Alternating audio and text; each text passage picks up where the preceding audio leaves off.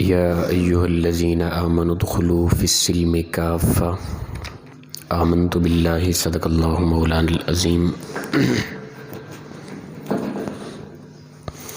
معزز و مکرم سامعین، کروڑا بار شکر ہے اس پروردگار عالم کا کہ جس نے آج کی صبح ہمیں پھر سے زندگی عطا فرمائی اور ہمیں یہ سعادت اور توفیق دی کہ ہم اپنے پروردگار کے آ کر سجدہ ہوئے۔ اللہ تعالیٰ ارشاد فرماتا ہے یا ایھا الذین آمنوا، اے ایمان والو، ادخلوا فی السلم کافہ، داخل ہو جاؤ پورے کے پورے اسلام میں، مکمل طور پر اسلام میں داخل ہو جاؤ۔ کنہیں کہا جا رہا ہے؟ ایمان والوں کو۔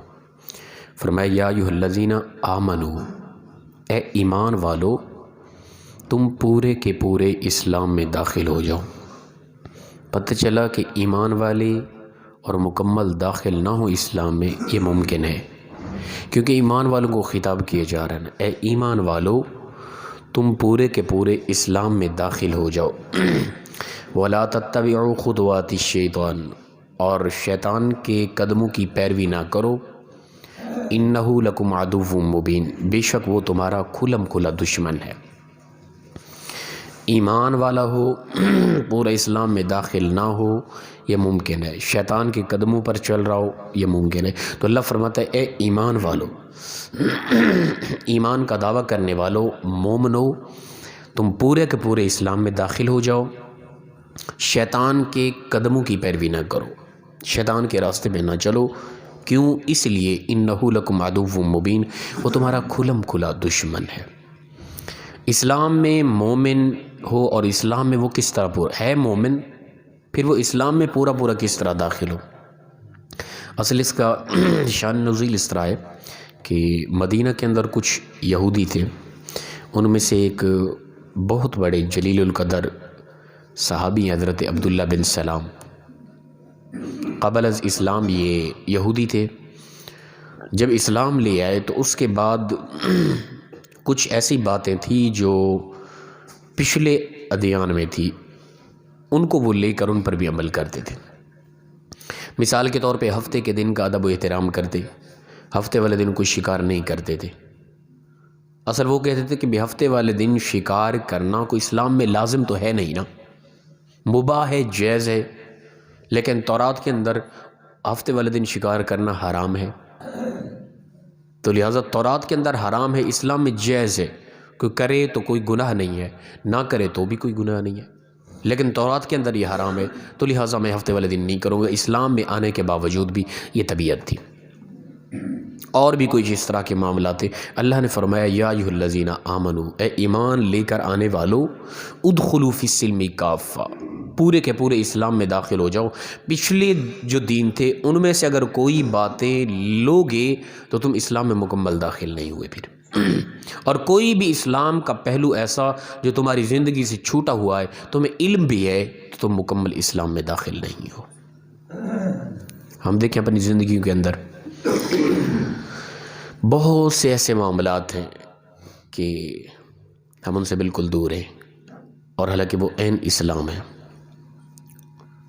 یقیناً پھر ہم اسلام میں مکمل داخل نہیں ہیں اگر ہماری زندگی کا کوئی پہلو، ہماری زندگی کا کوئی لمحہ اسلام سے ہٹ کے ہے۔ تو مومن ایمان والے ہیں، ایمان تو لے ہیں، لیکن مکمل اسلام میں داخل نہیں ہوئے۔ مثال کے طور پہ خوبصورتی ہے مرد کی داڑھی رکھانا، ٹھیک ہے نا، اب کوئی داڑھی نہیں رکھاتا اسلام میں داخل نہیں ہے مکمل۔ اللہ کے نبی کا بہترین طریقہ ہے،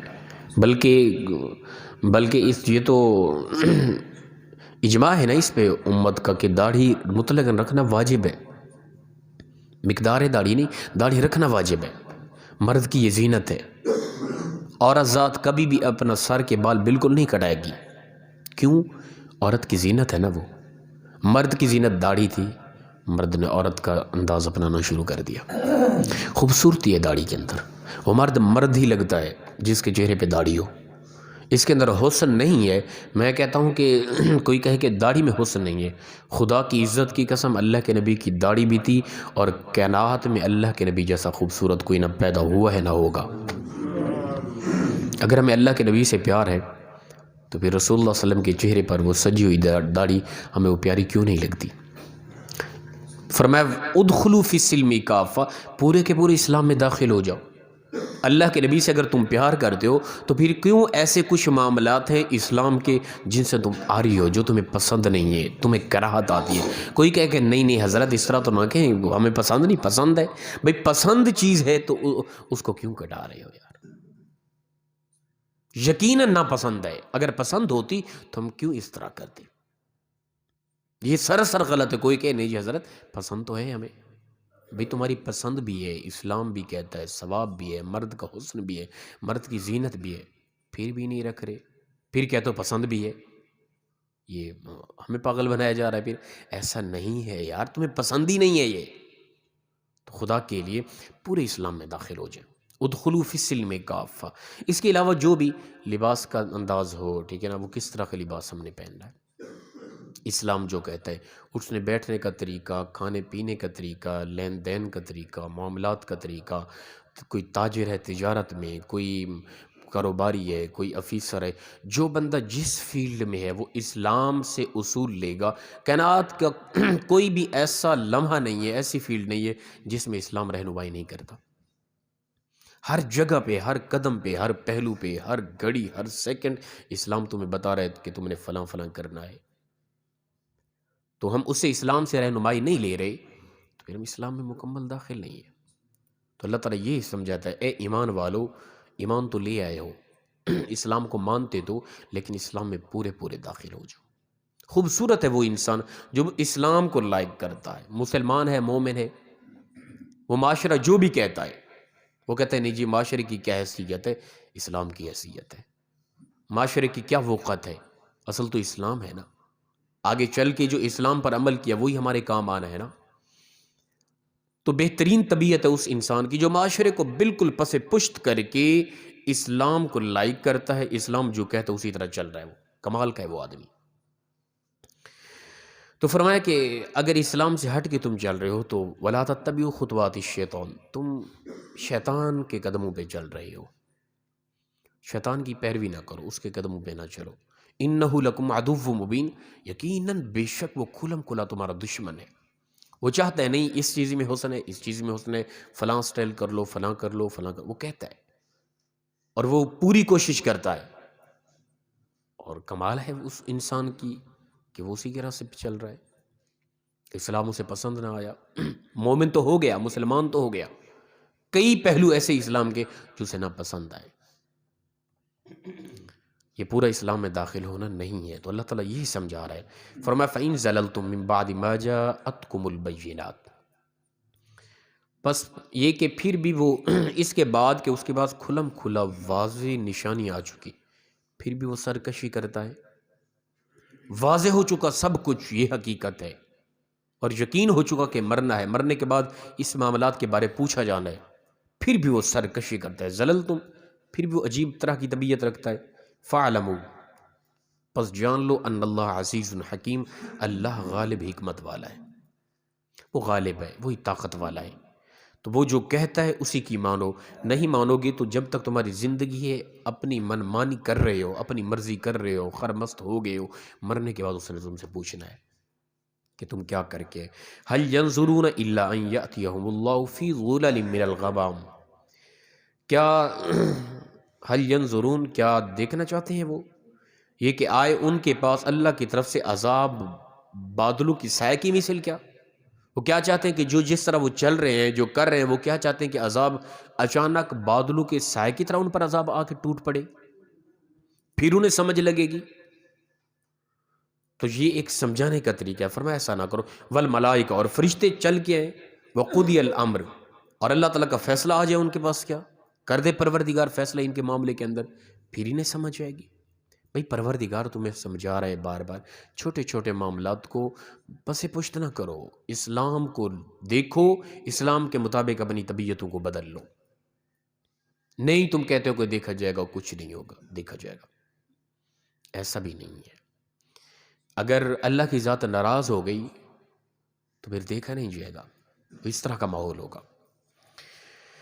تو فرمایا کہ کیا یہ لوگ اسی انتظار میں ہیں کہ یہ دیکھنا چاہتے ہیں کہ آئے اللہ کی طرف سے ایسا عذاب جس طرح بادل ہیں، بادل کے سائے ہوتے ہیں، اچانک ان پر آ کے ٹوٹ پڑے اور فرشتے اتر آئیں اور حکم آ جائے قیامت کے ان کے لیے کیا؟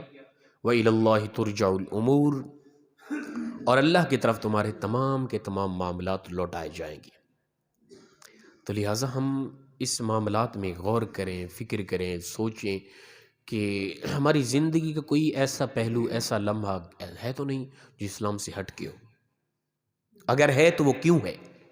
اگر ہے تو پھر ہم مکمل اسلام میں داخل نہیں ہوئے۔ تو پروردگار فرماتا ہے اے ایمان والو، مکمل اسلام میں داخل ہو جاؤ، پورے کے پورے۔ تمہاری زندگی کی ہر گھڑی عین اسلام کے مطابق ہو، پھر تم مومن بھی ہو، مسلمان بھی ہو، ایمان والے بھی ہو، پھر مکمل اسلام میں داخل ہو۔